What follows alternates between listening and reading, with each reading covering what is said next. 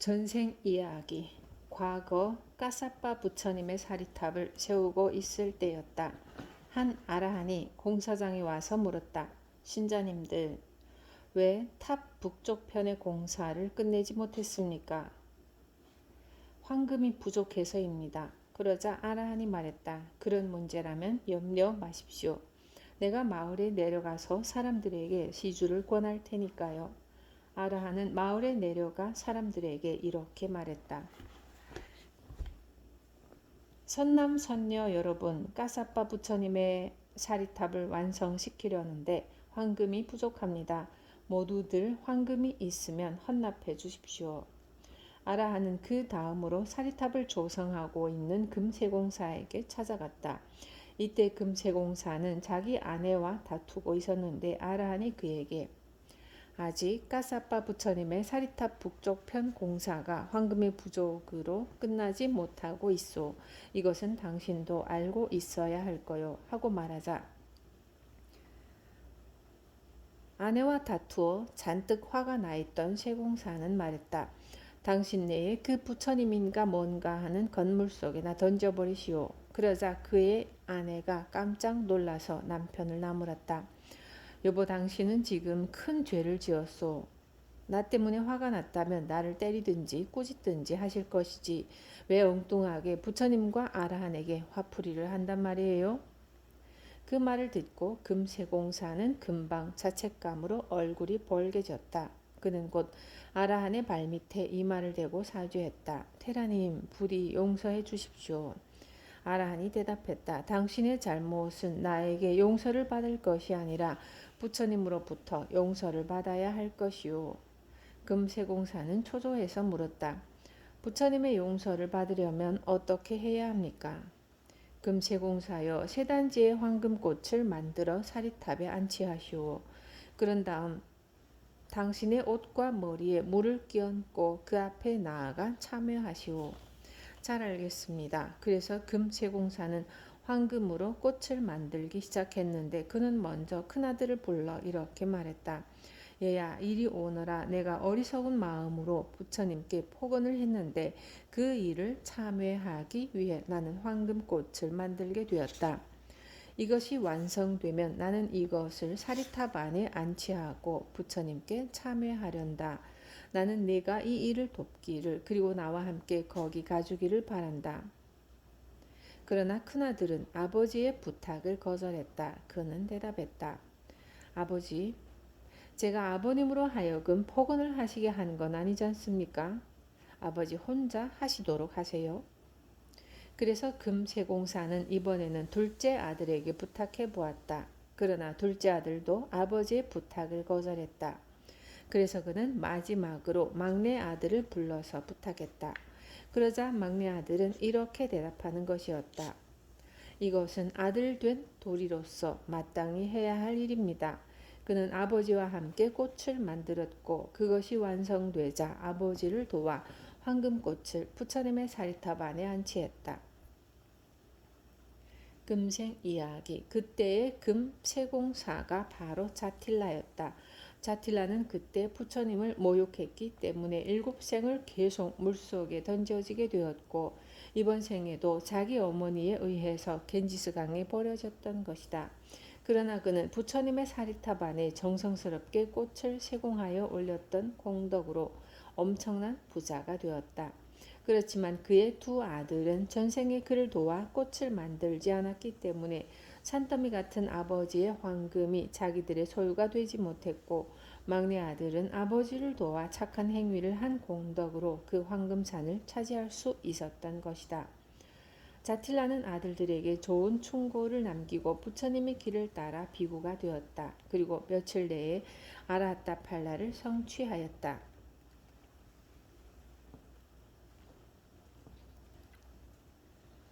얼마 뒤 부처님께서는 500명의 비구들을 거느리시고 자틸라의 아들집 앞에 멈추시었다. 그러자 자틸라의 아들들은 보름 동안 부처님을 비롯한 비구들에게 매일같이 음식 공양을 올렸고 기타 필요한 것들도 바쳤다. 그 공양이 있을 마지막 날 비구들은 자틸라 비구에게 이렇게 물었다.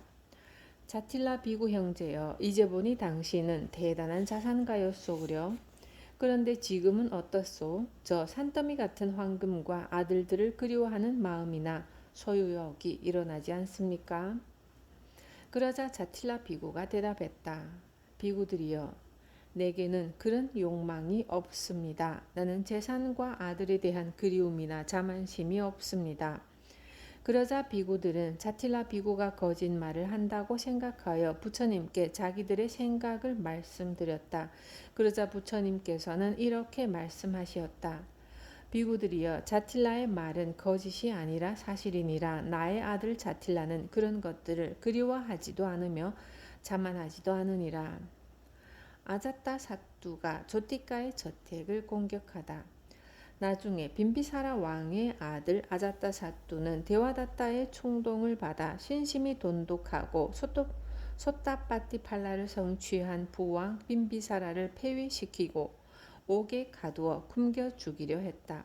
이때 왕비는 지극한 정성으로 왕을 도와 생명을 유지시켰는데 아자타 사뚜 왕은 자기의 아들을 얻게 되자 부모가 된 기쁨과 함께 자기 부모에 대한 자신의 행위를 뉘우치고 아버지를 감옥에서 석방시키려 했다. 그런데 빈비사라 왕은 아들로 하여금 아버지를 살해하는 악업을 짓지 않게 하기 위하여 감옥에서 스스로 생명을 끊었다. 아자타 사뚜 왕은 왕이 된 뒤 태자 시절 생각했던 대로 조티카의 저택을 차지하려고 무장한 군대를 이끌고 공성을 떠났다. 그러나 보석으로 빛나는 성곽을 지키고 있는 조티카의 병사들을 보고는 감히 접근을 못하고 있었다. 이때 재정관 조티카는 제의를 지키기 위해 아침 식사를 일찍 마치고 엘루아나 수도원에 가서 부처님의 설법을 듣고 있었다. 한편 조티카의 저택의 첫 번째 문을 야카 야미꼴리가 부하들과 함께 지키고 있었는데 야카는 아자타 사뚜에게 외쳤다. 대왕이시여, 어디 가시오? 그러자 아자타 사뚜와 그의 군사들은 놀라 도망치기 시작했다. 야카는 그들을 뒤쫓아 병사들을 사방으로 흩어버렸는데 이에 당황한 아자타 사뚜는 급히 피한다는 게 그만 웰루아나 수도원으로 들어가게 되었다. 조티카는 왕이 들어오는 것을 보고 자리에서 일어나면서 물었다. 대왕이시여, 무슨 일이 있으셨습니까? 재정관이여, 그대의 군대로 하여금 내 군대와 싸우라고 명령해 놓고 어찌 태어나게 여기 와서 설법을 듣고 있는 채 한단 말인가? 조티카가 물었다. 그렇다면 대왕께서는 저의 재산을 차지하기 위해서 군대를 동원하셨단 말씀이시군요. 그렇소.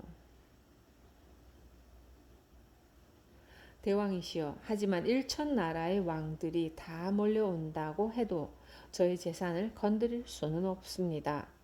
그러자 아자타 사뚜 왕은 화를 냈다. 그건 그대가 내 대신 왕이 되겠다는 뜻인가?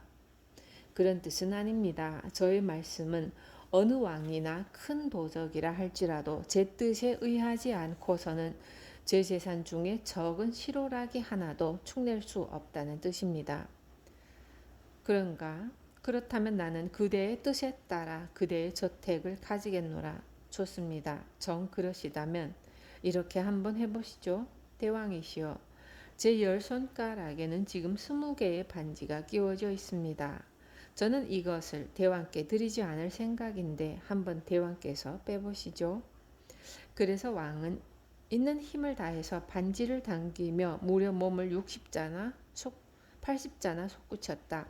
그런 다음 다시 더 높은 허공으로 몸을 솟구치면서 반지를 빼려고 안간 힘을 다했지만 반지는 조티카 재정관의 손에서 꼼짝도 하지 않았다.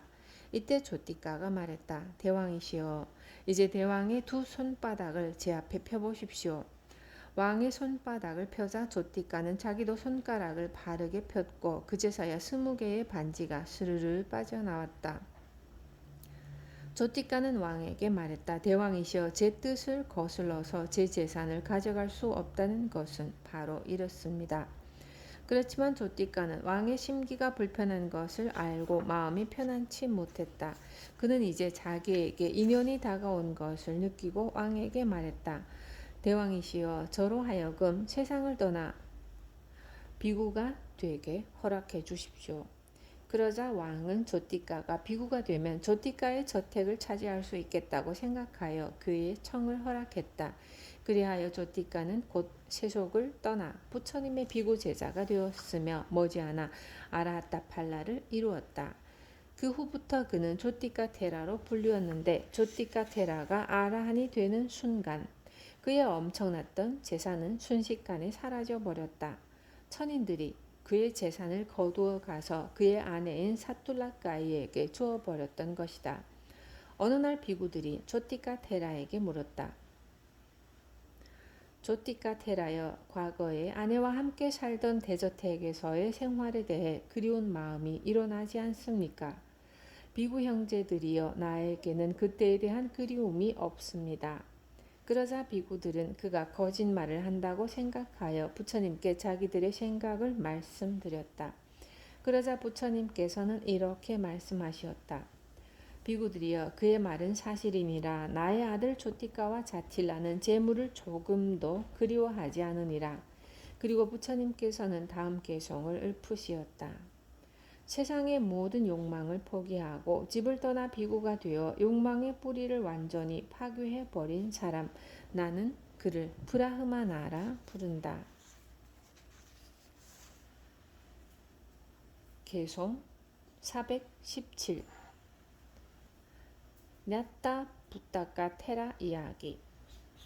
한때 무용가의 아들이 자기도 무용수가 되어 여러 곳을 돌면서 공연을 하고 있었다.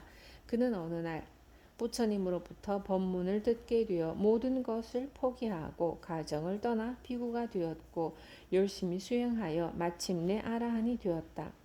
그 뒤에 어느 때 부처님께서는 무용수 출신인 비구 냐타부타카를 비롯한 많은 비구들과 함께 탁발 공양을 하고 계시었는데 그때 마침 길거리에서 춤추고 노래하는 무용수들이 눈에 띄었다.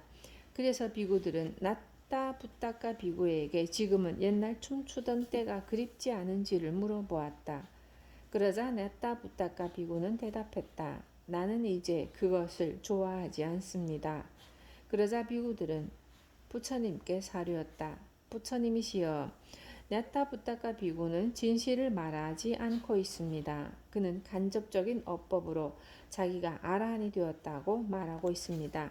그러자 부처님께서는 말씀하셨다. 비구들이여, 냐타부타카는 모든 집착과 욕망을 초월하였느니라. 그는 진실을 말한 것이니 그는 아라한이 된 것이니라. 그리고 부처님께서는 다음 개송을 읊으시었다. 인간계의 얽매임도 버리고 천상계의 얽매임도 벗어난 모든 얽매임에서 완전히 벗어난 사람, 나는 그를 브라흐마나라 부른다. 개송 418 냐타부타카 테라 이야기. 부처님께서는 이렇게 말씀하시었다. 비구들이여, 냐타부타카는 물질의 소유에서 오는 모든 즐거움을 포기한 사람이며 그는 진실을 말한 것이니라. 그리고 부처님께서는 다음 개송을 읊으시었다. 그는 좋아함과 싫어함을 떠나 모든 번뇌를 다스려 고요해졌고 이 세상을 정복하여 용맹스럽나니 나는 그를 브라흐마나라 부른다.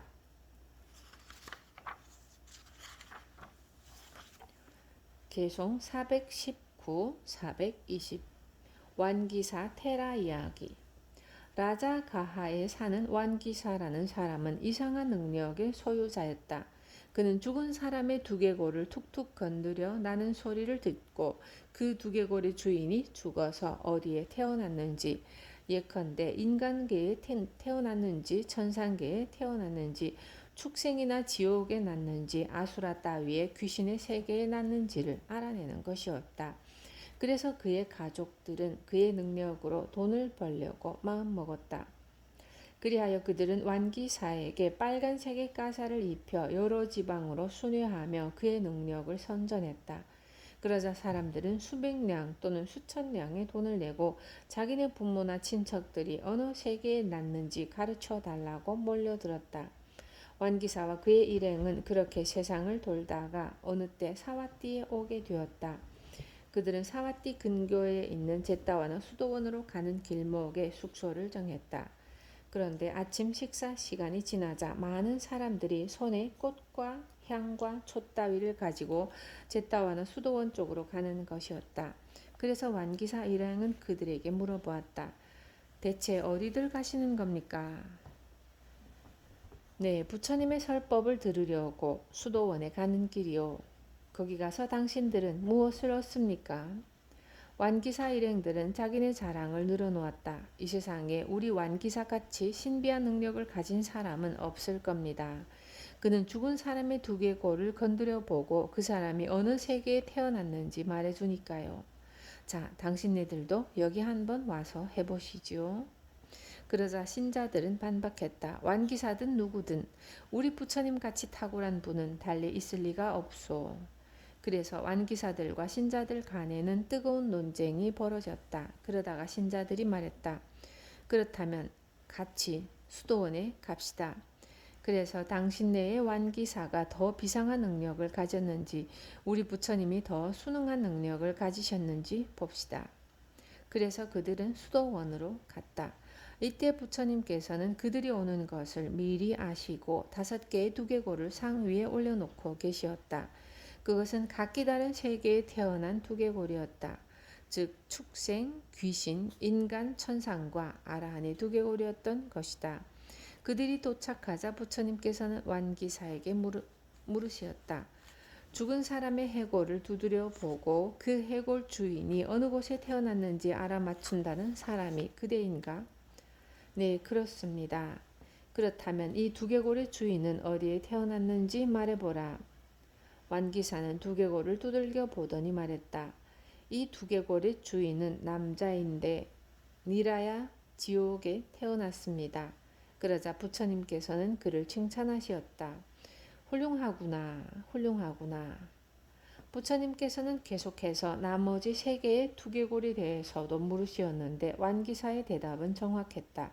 그리고 부처님께서는 그가 바르게 대답할 때마다 그를 칭찬해 주시었다.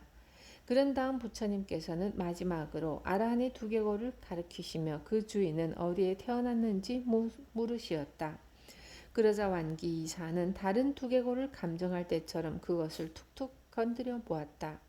그러나 그는 그것의 주인이 어디에 태어났는지 알 수가 없었으므로 마침내 자기는 그것을 모르겠노라고 고백할 수밖에 없었다. 그러자 부처님께서는 물으시었다. 완기사여, 너는 그것을 모르겠느냐? 부처님이시여, 저는 알 수 없습니다. 완기사여, 열애는 그것을 아느니라. 그러자 완기사는 그것을 알 수 있는 주문을 알려달라고 청했다. 부처님께서는 이렇게 대답하시었다. 열애는 비구가 아닌 사람들에게 그것을 가르쳐 줄 수 없노라. 그리하여 완기사는 잠시 생각해 보았다. 그런 끝에 그는 내가 이것까지 알게 되면 인도 안에서 으뜸 가는 사람이 될 것이다. 라고 생각하고 자기 동료들을 밖으로 불러내어 이렇게 말했다. 동료들이여, 이 근처에서 며칠만 기다려 주게나. 나는 며칠간만 비구가 되어 그 비밀을 알고 나서 돌아올 테니까. 이렇게 되어 완기사가 비구가 되자 부처님께서는 그에게 몸의 32가지 구성 요소 하나하나를 면밀히 관찰하는 수행법을 지도하셨다. 그래서 완기사는 부처님의 가르침에 따라 몸의 각 부분을 하나하나 의미를 새기면서 관찰하고 외우며 마음을 집중시켜 나갔다. 그동안 완기사가 밖으로 나갈 때면 그의 동료들이 초조하여 그에게 물어봤다. 어떤가? 비법을 다 배웠는가? 완기사가 대답했다. 조금만 더 기다리게나. 지금 열심히 배우고 있는 중이니까. 그러다가 며칠이 지난 뒤 그는 아라하타 팔라를 성취하였다. 그런 다음부터 그의 동료들이 그에게 예의 그 질문을 해오면 그는 이렇게 대답했다. 브라흐민 형제들이여, 나는 이제 더 이상 그런 것은 배우고 싶지 않네. 이 같은 말을 들은 그의 다른 비구들이 완기사가 거짓으로 자기는 아라한이 되었다고 말한다 하여 부처님들께 자기들의 생각을 말씀드렸다. 그러자 부처님께서는 말씀하시었다. 비구들이여, 너희는 그렇게 말해서는 안 되느니라. 열애의 아들 완기사는 일체 중생이 죽어가며 다시 태어난 것을 근본으로부터 다시 태어난다는 것을 근본으로부터 잘 깨달았느니라. 그리고 부처님께서는 다음 계속 두 편을 읊으시었다. 그는 모든 중생에 태어나고 죽는 길을 알고 어느 것에도 집착하지 않고 번뇌로부터 멀리 떠나 깨달음에 이르렀나니 나는 그를 브라흐마나라 부른다. 그가 가는 길 천인도 인간도 알지 못한다. 모든 번뇌를 완전히 파괴하고 욕망에서 벗어났나니 나는 그를 브라흐마나라 부른다. 개송 421 담마딘나 비구니 이야기.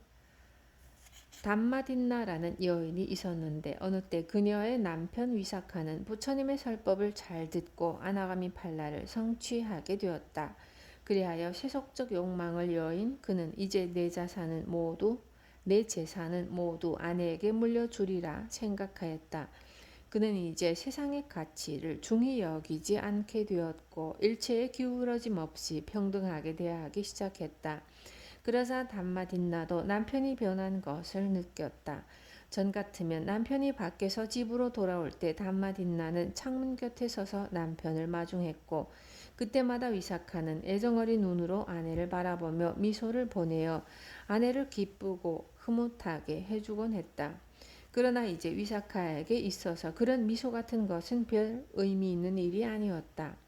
그래서 그는 집에 돌아와도 아내에게 미소를 보내지도 않았고 별다른 관심도 보이지 않았다. 그러자 아내는 혼자 이게 어찌된 일인가 하고 생각하다가 식사 시간에 물어보리라고 마음먹고 평상시처럼 저녁 준비를 해서 남편에게 갖다 주었다. 그런데 전 같으면 남편은 자기에게 여보 이리 와서 함께 저녁을 먹읍시다 하고 다정하게 말했을 것인데 이제는 아무 말도 없이 조용하고 정숙하게 혼자서만 식사를 하기 시작하는 것이었다. 그래서 아내는 남편이 자기에게 단단히 화가 난 것이라고 판단했다. 남편 위사카는 저녁을 먹고 나서 아내 담마딘나를 불러 자기 옆에 앉히고 이렇게 말했다.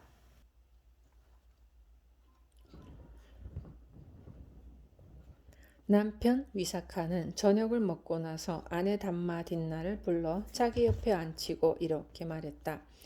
여보, 이제부터 이 집안의 재산은 모두 당신 것이오. 내 재산은 당신이 다 가지시오. 그러자 담마딘나는 남편이 자기에게 화가 났다면 이렇게 재산을 주지는 않을 것인데 참 이상하다고 생각했다. 그녀는 남편에게 물어보았다. 그러면 당신은 이제부터 어찌할 셈이신가요? 나는 오늘부터는 이제 세상 일에는 일체 관여하지 않겠소. 그게 무슨 말씀이시죠? 나는 이제 물질에 대한 애착을 버렸다는 말이오. 그러자 현명한 아내는 즉각 대답했다. 난군이시여. 그렇다면 당신께서는 저보고 당신이 뱉은 침을 가지라는 말씀이십니까? 저 또한 물질에 대한 모든 애착을 버리고 가정을 떠나 비구니가 되고 싶습니다. 그거 아주 훌륭한 생각이오. 그래서 그는 아내를 데리고 수도원에 들어가 많은 비구니들에게 충분한 공양을 올린 뒤 아내를 출가시켜 비구니가 되게 해주었다. 비구니가 된 뒤로도 그녀는 계속해서 담마딘나라고 불리었다. 담마딘나 비구니는 다른 비구니들과 함께 여러 지방을 돌아다니며 여러 해 동안 열심히 수행했다. 그녀는 조용한 지방의 수도원에서 지내면서 좌선 수행을 용맹스럽게 밀고 나갔고 그 결과 오래지 않아 아라하타팔라를 이루었다. 아울러 신통력도 얻었다. 그 뒤 담마딘나 비구니는 이제 자기와 인연이 있었던 지인들에게 공덕을 지을 기회를 주어야겠다고 생각하여 고향 라자가하로 돌아왔다. 이때 제가 신자 위사카는 과거에 자기 아내였던 담마딘나 비구니가 돌아왔다는 소식을 듣고 수도원으로 그녀를 찾아갔다. 그는 담마딘나 비구니에게 공손하게 인사를 올리고 그녀 옆에 앉아서 이렇게 생각했다. 내가 만일 예전에 나의 아내였던 이 비구니에게 비구니 생활이 만족한지 어떤지를 직설적으로 묻는다면 그것은 예의 있는 행동이 아닐 것이다. 그러니 나는 그녀에게 짐짓 담마에 대해 물어보아야겠다. 그러면 나는 그녀가 수행을 잘하여 현재 만족한 경지에 있는지 그렇지 않은지를 알 수 있으리라. 그래서 그는 그녀에게 소따빠띠 마카와 팔라에 대해서 질문을 던졌다. 그러자 비구니 담마딘나는 막힘없이 대답했고 그는 같은 방식으로 사카다미 마카와 팔라에 대해 아나가미 마카와 팔라에 대해 질문했는데 역시 대답은 막힘이 없었다. 그래서 그는 마지막으로 아라타 마카와 팔라에 대해 물어보았는데 이에 대해 비구니 담마딘나는 이렇게 대답하는 것이었다. 훌륭하십니다. 제가 신자여. 그러나 아라하타의 경지에 관해서만은 부처님께 직접 여쭙는 것이 좋겠소. 그런 대답을 들은 위사카는 과거에 자기 아내였던 담마딘나 비구니에게 인사를 올리고 자리에서 일어나 부처님이 계신 곳으로 갔다. 거기서 그는 담마딘나 비구니와 나눈 대화를 말씀드리고 부처님의 법문을 청했다. 그러자 부처님께서는 열애의 딸 담마딘나는 참으로 대답을 잘했구나. 너의 질문에 대한 열애의 대답은 다음과 같으니라 하시며 다음 개송을 읊으시었다. 그는 과거, 현재, 미래에 얽매이지 않고 물질의 소유에도 집착하지 않는다. 시간의 얽매임이 없으며 집착에서 벗어났나니 나는 그를 브라흐마나라 부른다.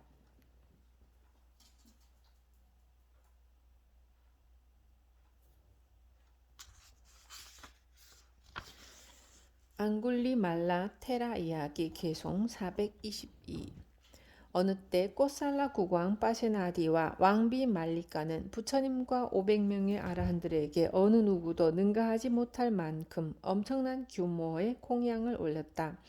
이때 길들여진 코끼리에게 하얀 천으로 만들어진 일산을 설치하여 각 비구 아라한들을 모시도록 하였는데 훈련된 코끼리가 499마리밖에 없어서 한 마리가 부족했다.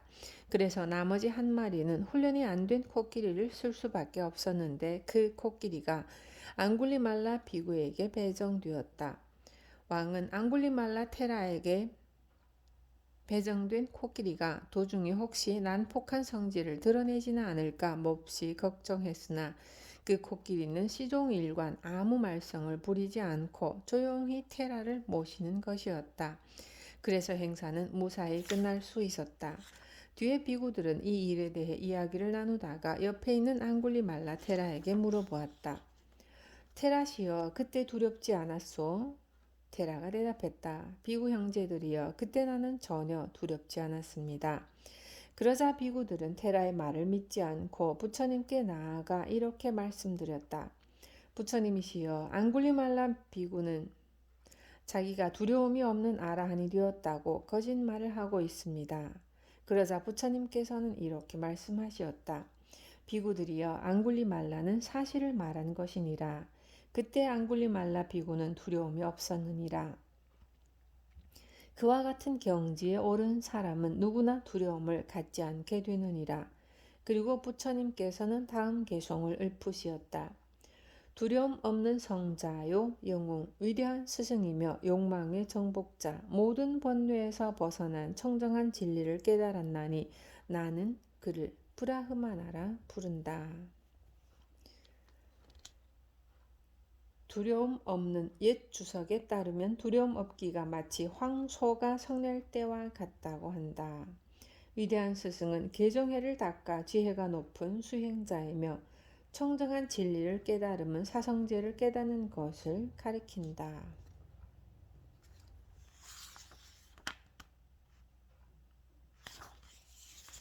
개송 423 대화히타 브라흐민 이야기 어느 때 부처님께서 위궤양 증세를 보이신 적이 있었다. 그때 부처님께서는 우빠와나 테라를 대화히타 브라흐민에게 보내시어 뜨거운 물 한 항아리를 받아오라고 이르시었다. 그래서 테라가 브라흐민에게 가서 부처님의 부탁을 전하자 그는 기쁨에 넘쳐 말했다. 아, 이 얼마나 행복한 일인가. 최정각자 부처님께서 특별히 나를 지적하시어 뜨거운 물 한 항아리를 얻어오시라고 하신 것이다. 그는 곧 뜨거운 물을 준비하는 한편 식구들에게 당미를 한 단지 가져오게 하여 물과 함께 부처님께 보냈다.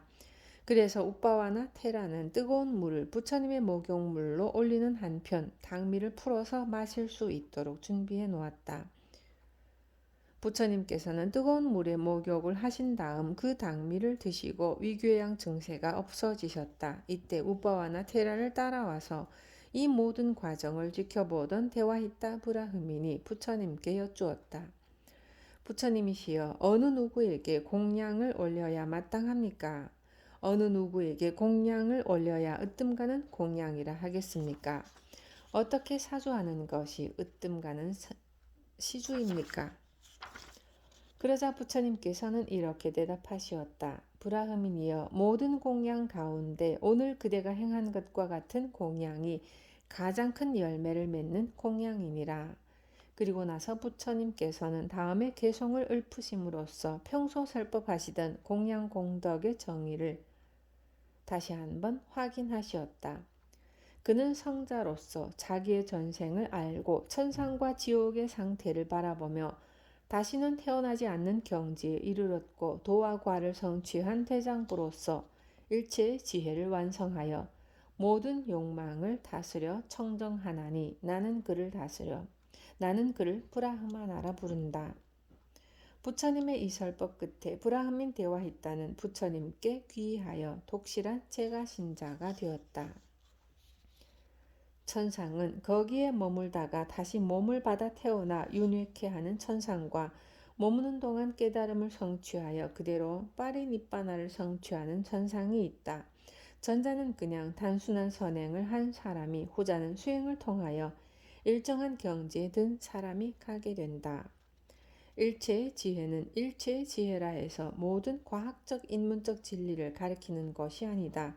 그런 진리들은 윤회하는 세계 안에서 필요한 진리일 뿐이며 두카를 근본적으로 소멸시켜 주지 못한다. 여기서의 일체의 지혜란 자비를 갖춘 수행자로서 몸과 마음이 청정하여 일체의 번뇌와 욕망이 붙지 않는 청정한 지혜와 순결한 자비에 충만한 상태를 가리킨다.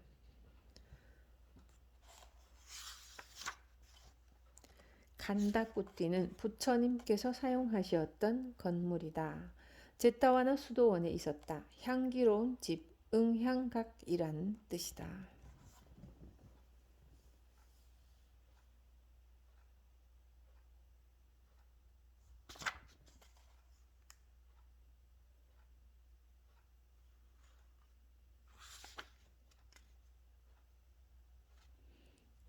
공양은 승단이나 비구들에게 음식을 비롯하여 필요한 것을 바치는 것.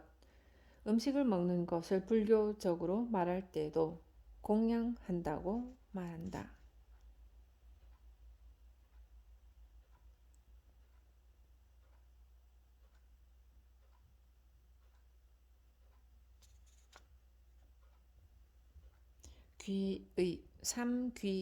귀의는 의지하여 가겠다는 뜻이며 삼귀인은 부처님의 가르침을 따르는 사람들이 의지해야 할 세 가지, 즉 붓다, 부처님과 담마, 법, 가르침, 진리와 상가, 승단의 의지함 또는 의지할 것을 약속하는 행위이다.